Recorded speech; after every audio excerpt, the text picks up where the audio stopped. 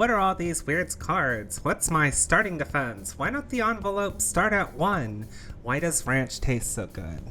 So many questions to answer, and I'm going to answer some of them. This isn't a how to play guide, but we'll be answering questions that found on the communities, such as Board Game Geek, Reddit, Facebook, and so on and so forth. We'll be focusing on less clear questions, like, I have a building deck and there's buildings on the building board. Can I build those? Some of the more obvious changes, like the absence of coins and the presence of loot tokens, won't be touched on because they don't need to be addressed in a video.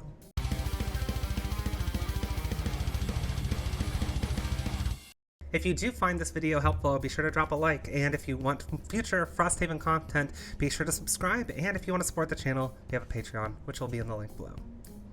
I've broken this video down into 3 parts: box contents and misprints, construction and campaign questions, and then mechanical and character questions. As an added note, and this applies to the whole thing in general, if you've gone through the setup and don't know what a deck or card is used for yet, chances are you probably just haven't unlocked it yet. It's perfectly acceptable to hold off and just set those aside. Box content and misprint questions. This is the first section, so let's dig into the first question. What event cards do I use to set up the first 4 decks at the start of the campaign? Just follow the setup insert. It actually tells you how to set up the entire box and how to divide everything, including items and events. Don't get confused and upload a video saying how you might miss that there are only 20 cards being used out of all of the event decks. The setup guide does tell you to take the first 20 cards of each event deck and put it in the active section and everything else in the inactive section. It also tells you which crafting items and which buildings you start with as well. What are these challenge cards? Do I set them up too? No, you don't. To keep this video spoiler free, I won't elaborate on what challenge cards do, but you will unlock them later. Until then, just ignore these cards. What's up with these 2 weird coin cards with checkboxes? Don't worry about it, don't use them. They're involved in a specific envelope and you'll get instructions on how to use them later. I opened an envelope and the roll sticker doesn't seem to match the description of what I'm unlocking. It's a printer error, unfortunately. Don't worry, there's an easy fix. All the numbers are relatively close by. There's a little error that wasn't in the proofing boxes, which is unfortunate. But don't worry, this is pretty easy. Envelope 24 should be sticker 10. Envelope 37 should be stickers 11 and 13. Envelope 44 should be stickers 12 and 14, and envelope 85 should be sticker 15. Envelope 90 should have stickers 1, 5, 8, and 9. I don't see the coral shard sticker. Where is it, and where do I put it? All of your campaign stickers go on your campaign sheet. It actually has a part called campaign stickers. I know that's a little unusual because we didn't have the campaign sheet before and we put all the stickers on like the header of the map, but it's now on your campaign sheet. Neat. And as for where's the coral shard, if you find something like says, hey, use the coral shard, it's actually just shards of the coral crown. You get a coral crown section that's pretty visible. Between that and there's also like use the Brummix sticker. It's clearly referring to the Brummix tracks. If it's unclear, but there's like a sticker that's pretty close to it, it's referring to that. I only have 10 personal quests. I'm gonna run out. Am I missing some? No, you're not. The personal quest deck only starts with 10 cards. As you play through the campaign, more will be unlocked, and don't worry, you'll have plenty of personal quests throughout the course of the campaign. I unlocked the scenario, and it says that these are the requirements, but when I opened the scenario book, it said these were the requirements. If there's ever a disagreement between the flowchart and the scenario book is right. Building 81 clarifications. This was brought to my attention later. Please note that the deck for Building 81 might be in the wrong order. Please hold the deck face down and deal each card to the table into a pile, reversing the order. If you were to peek at the bottom card and see that the first and third letters of the card start with a T and then a W, your deck is in the wrong order. The correct result should be T of V. Next, we're going to be talking about construction and campaign questions. I have a deck of building cards, but I also see buildings on the map board, which are buildable. Technically, all of them. You can build anything that is on the map board. You'll actually get stickers that'll lay foundations for more buildings later. At the start, you should have the ability to construct a wall, the hunting lodge, the mining camp, or the logging camp. Additionally, you should have a crafter's building, an alchemist, a workshop, and a barracks. The alchemist and crafter should be pretty normal. At the bottom you should see what it costs to upgrade them, but the barracks should be blank, and that is by design. You aren't able to upgrade the barracks normally. That'll happen through other events, and it should be pretty obvious. Due to spoiler reasons, I won't go into what those are or why. The workshop, on the other hand, has a few upgrades that are each different, and you can have up to one of each of them. As a reminder, you can only build once during the outpost phase during the 5th step, construction. If you spend 2 morale, you can build or upgrade 2 buildings, which is fantastic.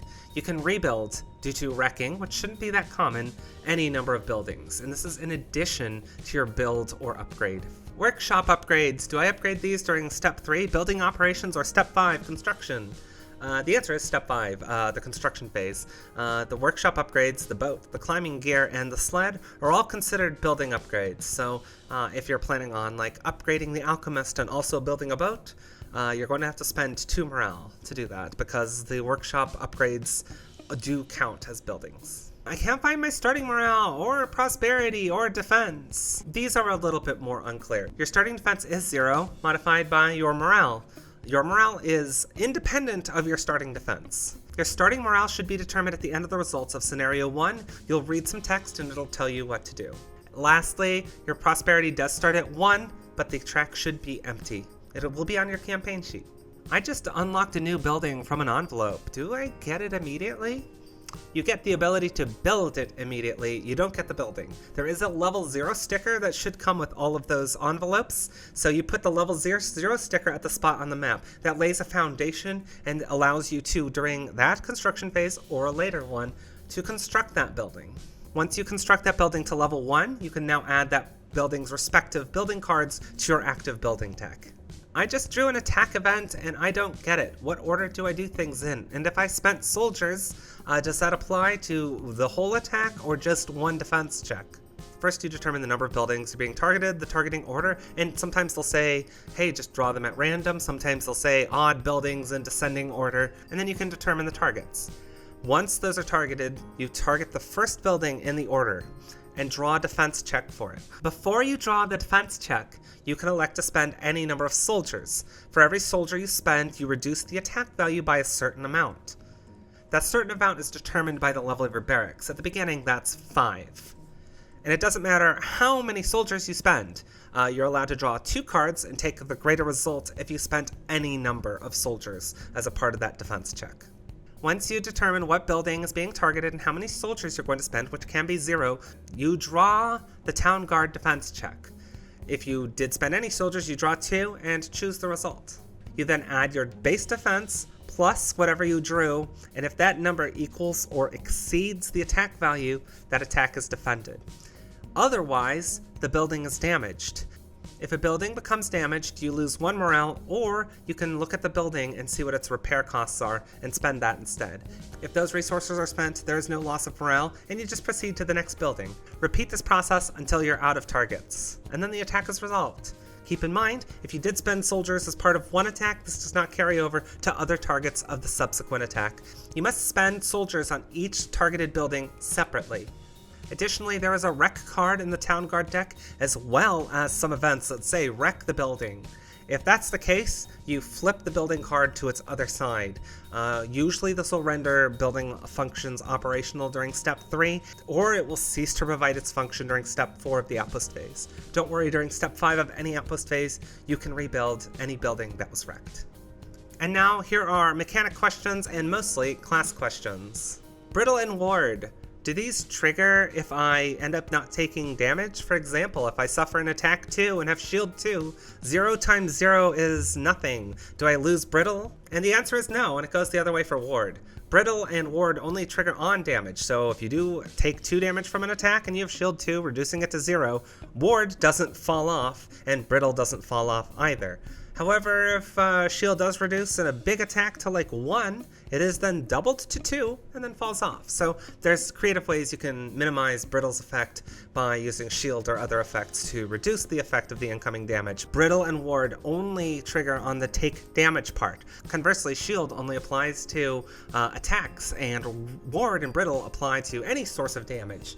So for example, if you're wounded or walk into a damage trap, Ward and Brittle would affect those as well. Banner Spear questions. Are banners an ally for formations? Yes. Yes, they are. Can I grant banners movement? If so, what's their move?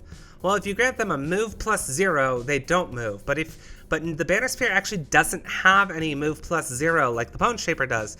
The Banner Spear only grants like move 2 or move 3, etc. And if you do, the banner moves. Additionally, you control the movement because of the grant keyword. The grant keyword is a new keyword introduced as part of Frosthaven that says that if you grant a movement or an attack to a summoned creature, you can control the movement of it. So that, like, grant allies move 3, yes, you can grant a banner move 3. I don't know how it works. Maybe you yell at it real loud, or maybe you just pick it up and throw it. Doesn't matter. You can move the banner. Bolstering Blow, I've actually seen this asked quite a few times. You don't perform an attack 4 on every red hex and disarm 1. You perform a single attack 4 on any enemy in a red hex, and then disarm them if you perform the attack on them. This is not up to 4 attack 4s. That would be incredible for a non-loss level 4 card, and insane value given the fact it also disarms and blesses. And another question that's been asked several times, banners. You are your own ally to your banners. Your banners are your allies, and you are an ally of your own banners. So if a banner says all allies within range, it's referring to you and all your buddies. Drifter. Not too many questions here, but continuous health and precision aim. Continuous health affects all heals that you perform, and it doesn't matter what the target is. If you target yourself or an ally, it doesn't matter, plus 2 health. It also doesn't matter the source of the heal, because it could still be a heal from an ability card, but it could be a heal from an item, or a heal from a long rest, or a heal from regenerate. As long as it is a heal action, increase it by 2. But again, this is your own actions. So if another ally performs a heal on you with their ability, that does not affect you. Precision aim. There's something finicky if you have a multi-target attack that the charges are going to fall off mid-attack. By order of operations and the way the card's phrased, you will still get your attacks in. So the first thing you do is determine the targets of the attack and the range of the attack. Once those targets are locked in, they're locked in. And those are the targets of the attack. Then you draw the attacks in any order, but it has to be those targets. If you lose charges in the middle of your multi-attack, that's okay. You'll still be able to target the enemies that are now out of range or would be out of range for future attacks. But those attacks without charges do not get the +1 bonus to the attack for them, but they still count as being in range. Bone Shaper. Actually, I've seen so few questions asked for this, and it makes me think I missed something. But the only question I really saw was, hey, on grave digging on the bottom, it says I take 1 damage, but if I summon a decrepit skeleton, do I also suffer the 2 damage? Yes. You suffer 1 damage and then any other effects of that summoning card, which may or may not be additional damage. Blink Blade. On temporal displacement, it says I perform a melee attack, but when I'm going fast, it adds range. Does this mean it's a melee attack at range? In this case, no. Once the attack has a range modifier, it now becomes a ranged attack. There are cards that are going to say, perform this attack against any enemy within X hexes. Those are example of melee attacks that could be performed at range. But for this case, it does, once it starts to add a range modifier, it does become a ranged attack. I've used Power Leak, but I'm already poisoned. Do I get to target an additional enemy? No, it's actually phrased in a way that if you're already poisoned, you do not get to perform the multi-attack. Sorry. Borrowed Time. There seems to be a little bit of confusion on it because some people seem to think that this allows you to, during your next 6 turns. Although that is actually possible, it is very unlikely. It is your next 6 actions. So that could probably be 3 turns, not 6. But it is because each top and bottom card are an action of an ability card. If you have a top and a bottom of an ability card and use one, ignore the slow actions. Use the bottom, ignore the slow actions. Congratulations. On the other side, though, that does mean immobilize, immobilize. So you can immobilize 2 enemies with Borrowed Time that way, which is actually a really good use of it. The jump and shield on overdrive apply when you pick if you're going fast or slow, not when you play. So if you go very late in the round because you're slow, you have shield the whole time. You reveal the cards, you say, hey, I'm going slow, you get shield. Conversely, if you go fast, you have jump for the whole turn. So if someone grants you some movement, you have jump for that movement as well. The Geminate. The form swap trigger is a mandatory effect and not an ability. You still have to perform an ability on the card to trigger mandatory effects. So for example, Into My Embrace, which says perform an attack at range and then pull them. As long as you perform the attack, you must swap. However, you can't say, well, there's no enemy, but I want to form swap. I'll just play this and form swap. No, it's not an ability. That part's not performed. It is a mandatory effect and only triggers if any part of the ability card is used. So in this case, if you didn't perform the attack, you do not perform the swap as well. And I have seen this question asked a few times, and it is on the character mat. If you rest, long rest or short rest, it doesn't matter. If you rest, you recover both hands when you rest. Just to be clear. Deathwalker, if you're using the Bottom of Fluid Night, that requires you to teleport, and all of your shadows are in occupied hexes at the moment, you do not get to perform the effect. You have to actually perform the teleport, and the teleport must be into a valid hex. Anger of the Dead, I'm just going to skip to this part. Yes, that's 1 XP for every shadow consumed. So if you burn 5 shadows, yes, that's 5 experience. Call of Doom, Fluid Night, Wave of Anguish, and Lingering Rot attacks. All those attacks, yes, they're melee attacks, and yes, they are performed at range. You can attack things adjacent to the shadow or underneath the shadow if they're sharing the hex, because shadows can be in hexes with enemies. Retaliate range also is triggered off its range to you, so if something's like 7 hexes away and they have Retaliate 2 range 1, even though that is a melee attack, you are still 7 hexes away and will not suffer retaliate damage. Call to the Abyss, the way it's worded, it is every attack you can potentially put the marker on the enemy. So for example, if you have a multi-attack and you keep killing the enemies, let's say you have no enemies marked and you perform an attack that targets 3 enemies and you kill the first enemy, you can say, hey, I'm marking that enemy, draw the modifier, oh, I killed them. Cool, they become a shadow. So now since you have no enemy marked, you can just keep doing it. Now, of course, once you, like, in the middle of your attack, if you're like, oh, I didn't kill him, that next stage you have to figure out, do you want to do it or not? But every time you perform an attack, even if it's part of a multi-target attack action, you determine before the attack modifier is drawn, do you want to place the marker on the enemy? At that point, if there is one placed, you do remove it from them. So, although there is the restriction, only one can be active at a time, if you put it on them, draw the attack modifier, kill them, then they become a shadow, it's no longer there. So you can kind of, with creative multi-targets, generate multiple shadows a turn that way creatively. So I hope this helped. There will be an official FAQ eventually. I will have a link to the official FAQ when it is posted in the description. So if your question wasn't answered, you should check there as well. One more Frosthaven question, which is not related to the game itself. Are you doing a Blinkblade guide?